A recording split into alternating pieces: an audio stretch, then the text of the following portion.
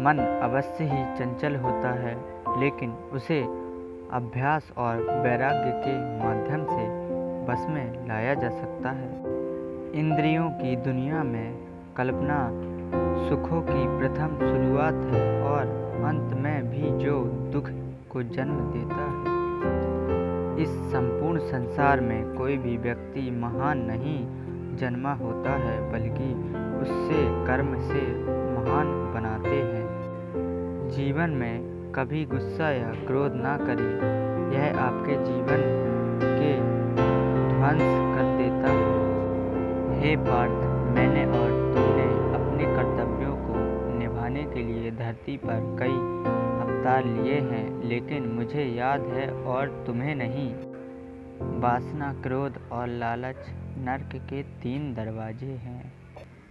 जो मनुष्य जिस देवता की विश्वास के साथ भक्ति करता है, मैं उसी व्यक्ति की उसी देवता में घृणा बढ़ा देता हूँ। सभी काम छोड़कर बस भगवान में पूर्ण रूप से समर्पित हो जाओ, मैं तुम्हें सभी पापों से मुक्त कर दूंगा। जो व्यक्ति मैं और मेरा इत्यादि की भावना से मुक्त हो जाता है, उसे जीवन में शांति की प्राप्ति होती है।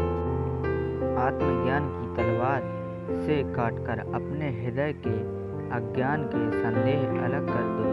अनुशासित रहो, उठो और कार्य करो। जिस प्रकार से प्राकृतिक मौसम में बदलाव आता है, ठीक उसी प्रकार से जीवन में भी सुख दुख आता रहता है। वह कभी स्थायी नहीं रहते हैं। इस जीवन में ना कुछ खोता है, ना व्यर्थ होता है। जो लोग परमात्मा को पाना चाहते हैं, वह ब्रह्मचर्य का पालन करें। मैं इस संसार की सुगंध हूँ, अग्नि और ऊष्मा हूँ और समस्त जीवन प्राणियों का आत्म संयम हूँ। बुद्धिमान व्यक्ति कभी भी कामुक सुख में आनंद लेते हैं, वह सदैव मोक्ष की प्राप्ति में लगे रहते हैं। वह जो सभी इच्छाएं त्याग देता है, उसे शांति की प्राप्ति होती है।